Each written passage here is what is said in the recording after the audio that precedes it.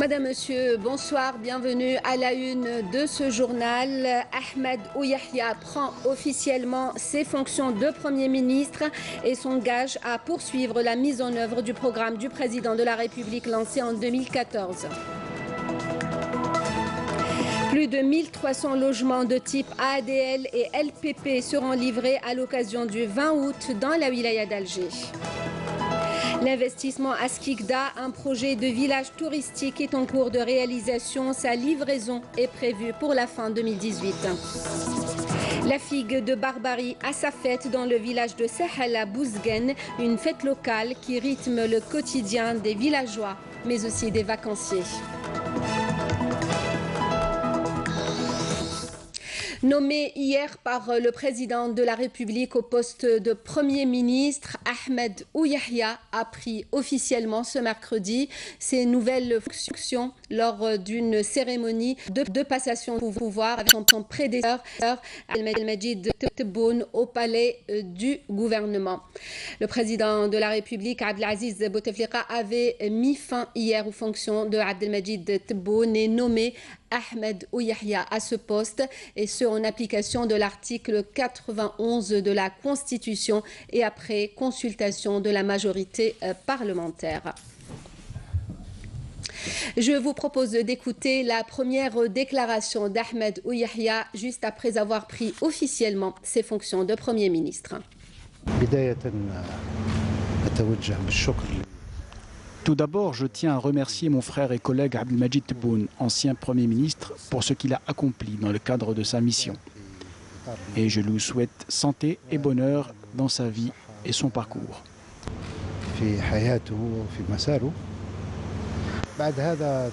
Par ailleurs, je remercie son Excellence, le Président de la République, pour la confiance qu'il a placée en moi.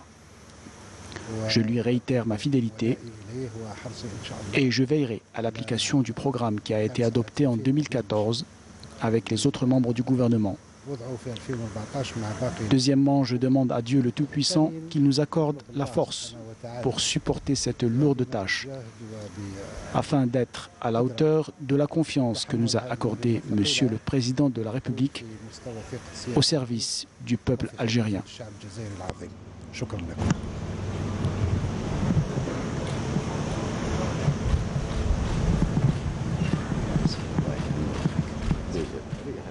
Abdelmajid Tebboune s'est également exprimé juste après la cérémonie de passation de pouvoir. Je félicite mon frère et ami et compagnon de route, Si Ahmed, pour la confiance renouvelée qu'a placée en lui son Excellence le Président de la République. Et je considère que cette confiance est méritée étant donné toute son expérience et sa compétence pour gérer les situations les plus difficiles. En ce qui me concerne, je remercie le Président de la République pour la confiance qu'il a placée en moi et qui m'a fait arriver au palais du gouvernement. Et chaque mission doit s'achever un jour.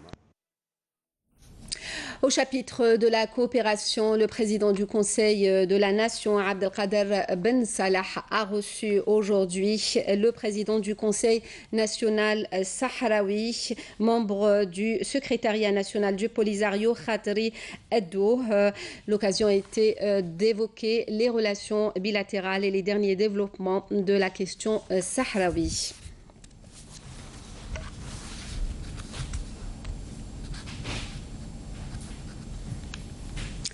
L'Algérie condamne par la voix du porte-parole du ministère des Affaires étrangères avec force les deux attaques terroristes contre la MINUSMA à Douentza et à Tombouctou au Mali. Des attaques dans lesquelles l'on a déploré plusieurs morts et de nombreux blessés. Le porte-parole du ministère des Affaires étrangères a présenté les condoléances de l'Algérie aux familles des victimes et au personnel de la MINUSMA, dont nous saluons la contribution au processus de paix au Mali, a-t-il dit. L'Algérie réitère, a-t-il dit, sa disponibilité à accompagner le Mali et son peuple dans leurs efforts visant à assurer les conditions d'un retour à la stabilité et à s'engager sur la voie du développement, de la prospérité et de la paix dans le cadre de la mise en œuvre de l'accord de paix et de réconciliation issu du processus d'Alger. Je vous l'annonçais en titre, dans le secteur de l'habitat, plus de 1300 logements de type AADL et LPP seront livrés la semaine prochaine dans la wilaya d'Alger. Cette opération coïncidera avec le 20 août, la journée nationale du Moudjahed. Mounia Fayed. Bénéficier des nouveaux logements AADL dans la wilaya d'Alger au niveau de 3 sites. La nouvelle ville de Sidi Abdallah, Ouled Fayet et Djennen Sfari, et ce pour le 20 août. L'agence ADL s'engage à restituer plus de 1000 logements au niveau de la wilaya d'Alger. Nous avons 308 logements à Djennen Sfari, 474 à Ouled Fayet et enfin 280 à la nouvelle ville de Sidi Abdallah. L'entreprise nationale de la promotion immobilière, quant à elle, prévoit de distribuer plus de 300 logements promotionnels publics, toujours au niveau de la capitale. Nous avons prévu de distribuer des logements dans plusieurs cités. Celle de Borj El Bahri avec 161 logements, 92 logements à Raya et 90 à Ouled Fayet. Nous avons en tout 340 logements. D'autres opérations de relogement sont prévues très prochainement par l'ADL et le NPI, vu l'avancement des travaux. Un dangereux terroriste a été abattu ce mercredi après-midi près du Douar Sil Mehdi al-Khdaria, wilaya de Bouira, par un détachement de l'armée nationale populaire. C'est ce qu'annonce le ministère de la Défense nationale. Un pistolet mitrailleur de type Kalachnikov, 2 chargeurs ainsi que des téléphones portables ont été récupérés lors de cette opération. Dans le même cadre, un autre détachement a découvert une cache d'armes dans la localité de Barhoum, commune de Makhadria, wilaya de Ain Defla, contenant une mitrailleuse de type FMPK, une mitrailleuse de type RPK, 4 fusils semi-automatiques de type Simonov, un fusil lance-grenade, un fusil à pompe et un fusil de chasse à canon scié. Note la même source, ajoutant que ces opérations sont toujours en cours. Hier, un détachement de l'ANP a découvert et détruit 4 casemates pour terroristes dans la zone de Bir Lirka, commune de Bnifdala, wilaya de Batna. Et dans le cadre de la lutte contre la criminalité organisée, un détachement de l'ANP, en coordination avec les éléments de la gendarmerie et des douanes, a appréhendé 3 narcotrafiquants à Tougourt dans la wilaya de Ouargla.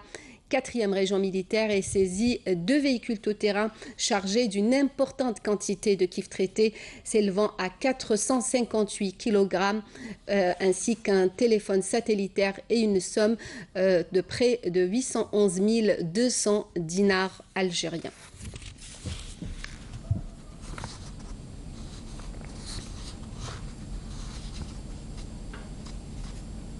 Lundi, un atelier de fabrication d'explosifs et 8 casemates pour terroristes contenant des armes, 6 fusils semi-automatiques de type Simonov, une mitrailleuse de type RPK, un fusil à pompe, un fusil de chasse, un mortier, 8 paires de jumelles ainsi qu'une importante quantité de munitions et des outils de détonation ont été découverts à Tipaza par un détachement de l'armée nationale populaire grâce à l'exploitation efficiente de renseignement.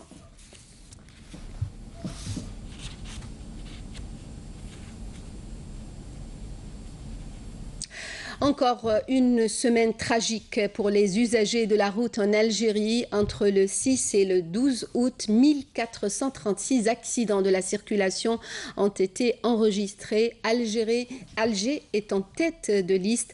Un constat amer. L'excès de vitesse et le non-respect du code de la route restent les principales causes de ces drames. Mounia Fayed.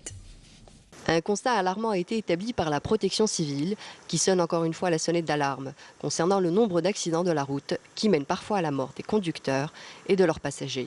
En une semaine, 1928 personnes ont été blessées dans 1436 accidents de la circulation survenus entre le 6 et 12 août en cours. Le nombre de morts ne cesse d'augmenter au fil des jours. Le bilan macabre est de 50 morts sur l'ensemble du territoire national. Et les raisons restent avant tout le facteur humain, avec les excès de vitesse, les dépassements dangereux ou le non-respect du code de la route de manière générale. La capitale détient le bilan le plus lourd. En effet, la wilaya d'Alger a enregistré cette semaine 184 accidents de la circulation qui a vu le décès de 10 personnes et l'évacuation d'urgence, 264 blessés. Avant cela, la wilaya de Msila était en tête de liste la semaine passée avec 2 accidents de la route faisant 2 morts et 43 blessés. Et malheureusement, le constat continue avec un accident de la circulation survenu hier à Timgad, dans la wilaya de Betna, où 4 autres personnes ont trouvé la mort et 4 autres ont été blessées. Malgré la sévérité des sanctions, l'hécatombe continue sur nos routes. La route est en effet devenue synonyme de mort chez nous, malgré toutes les campagnes de sensibilisation et malgré toutes les mesures répressives. Un jeune inventeur de Constantine vient de concevoir un appareil muni d'un GPS, une manière peut-être d'aider à freiner les drames sur nos routes. Comment ça marche? Des explications avec Manel Boutouaba.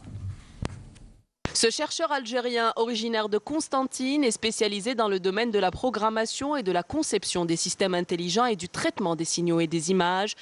Sa particularité, il vient d'inventer un appareil révolutionnaire qui, selon lui, serait la solution qui mettrait peut-être un terme, ou du moins limiterait grandement les accidents de la route en Algérie.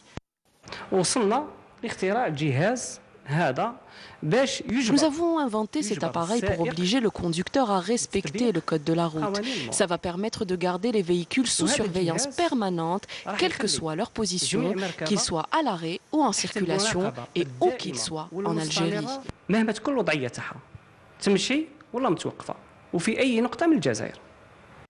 Ce petit appareil tient dans la main, s'installe très facilement et remplit également plusieurs fonctions. هذا الجهاز يركب في وسط السيارة ويمشي بنظام الجي بي اس. Il se place à l'intérieur du châssis de la voiture, il est muni d'un système GPS et permet de localiser les plaques de signalisation et en même temps, en cas d'infraction, l'appareil envoie un message détaillé du nombre et des types d'infractions commises. Il peut servir à plusieurs choses pour signaler la fin de la validité du contrôle technique, l'assurance du véhicule, localiser le véhicule en cas de vol par exemple. C'est un système développé et plus moderne pour gérer la circulation des véhicules en Algérie. في حادث سرقة السيارة نقدروا نعرفوا المكان تاعها واين ندخلوا لواحد النظام أكثر حداثة وأكثر تطور في تسيير المركبات في الجزائر. Ce chercheur est sur le point de breveter son invention et désire se lancer dans les plus brefs délais dans la phase de production et de commercialisation à grande échelle. Son but est noble, mettre fin au terrorisme routier qui fait des dizaines de milliers de morts et de blessés par an en Algérie. Skikda, très prisé par les vacanciers durant l'été. La région a en effet des atouts certains. Les investisseurs s'y intéressent de plus en plus. Les projets sont nombreux, à l'image de ce village touristique actuellement en cours de réalisation en partenariat avec des Saoudiens. Soraya Boudrich nous en parle. La création d'un nouveau village touristique à Skikda s'ajoute aux 21 projets touristiques en cours de réalisation. Ce village contribuera au développement touristique de la région en offrant aux estivants un parc aquatique, un théâtre, des espaces commerciaux et hôteliers.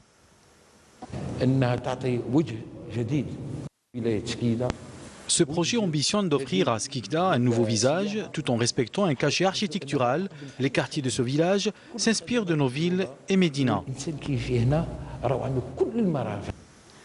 Issu d'un partenariat algéro-saoudien, le projet de ce village touristique et de loisirs renforcera la capacité d'accueil de la région.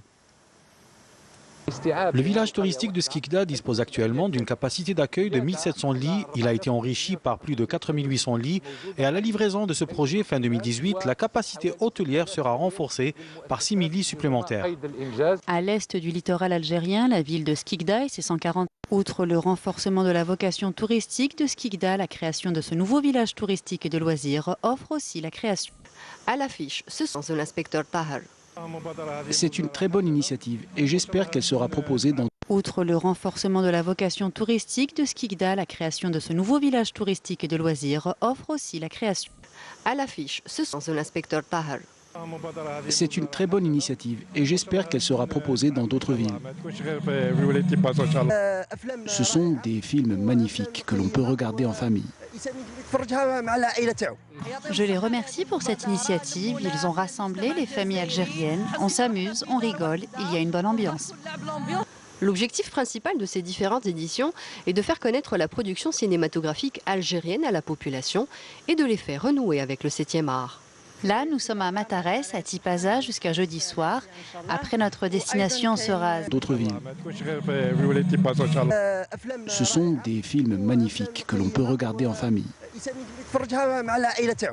Je les remercie pour cette initiative. Ils ont rassemblé les familles algériennes. On s'amuse, on rigole, il y a une bonne ambiance. L'objectif principal de ces différentes éditions est de faire connaître la production cinématographique algérienne à la population et de les faire renouer avec le 7e art. Là, nous sommes à Matares, à Tipaza, jusqu'à jeudi soir. Après, notre destination sera Ziama Mansouria, à Djidjel, et enfin Annaba, à la plage de Rizi Amour.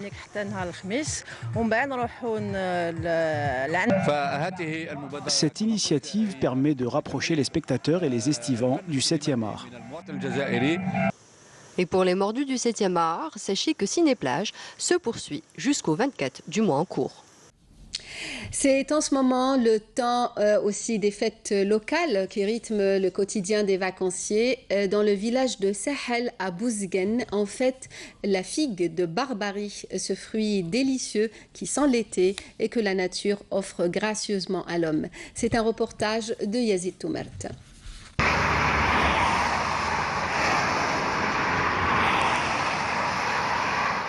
Nous entamons la route vers Bouzguen, à 60 km de Tizi Ouzou, pour emprunter le chemin vers le village Sahel. Fier de ces figues de Barbarie, à Kermous, pour lequel une fête a été organisée pour la 6e fois. Jusqu'à maintenant. C'est un fruit donc il وين نسعى ذي تدرتنا comme par exemple البطاطا الفصول etc. donc تمغارين نزيك يغال نتيم تجارين وتكجح هنا كتسوي انت الفروي كتسوي انت في على نسنت دي بلاصي انت تودي هنا كي دار دي الزين تروح انت في بعيد تصور انت مرزوف تروح انت يلي تروح انت تفيركو تروح انت الجهه هنا نمشي تروح انت لا تزيكيا باش كنا دار خمنت ان ايشانج. Une fête honorant ce fruit aux multiples vertus thérapeutiques et cosmétiques. Riche en vitamine E, antioxydants, antirides, ce fruit est de plus en plus demandé par les connaisseurs. Pour l'instant, on le masque. L'huile et la santé, la figue de Barbarie, c'est un antidiarrhéique. Par contre, c'est comme infusion. Antidiabétique. Cette 6e édition de la fête régionale de figues de Barbarie, portée par toutes les Èves de ce beau village de la commune de Bouzguen. L'éternelle bonté et beauté, femme, tatouée par les épines de ce fruit millénaire.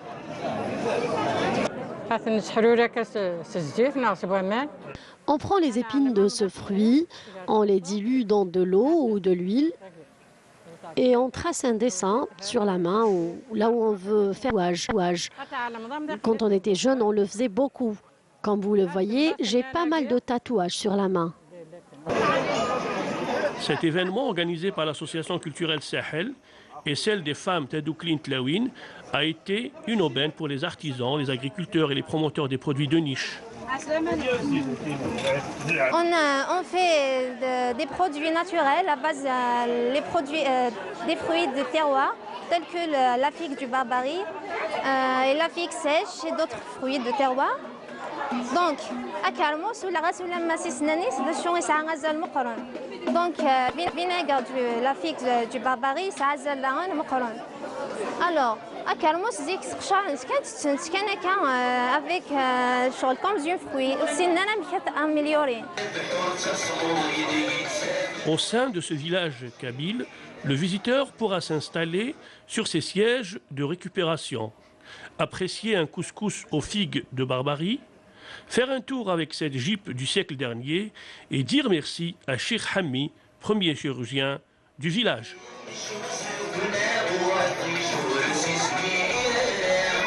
Fin de ce journal, le rappel des principaux titres. Ahmed Ouyahia prend officiellement ses fonctions de Premier ministre et s'engage à poursuivre la mise en œuvre du programme du président de la République lancé en 2014. Plus de 1300 logements de type ADL et LPP seront livrés à l'occasion du 20 août dans la wilaya d'Alger. L'investissement à Skikda, un projet de village touristique, est en cours de réalisation. Sa livraison est prévue pour la fin 2018.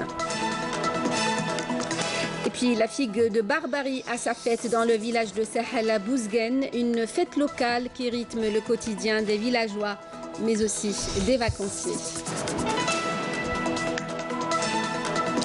Merci de nous avoir suivis. Le prochain journal est à 20h, l'édition en arabe. Pour les éditions du week-end, retrouvez Fria Lassari et Flabras. Merci pour votre fidélité. Passez une très bonne soirée.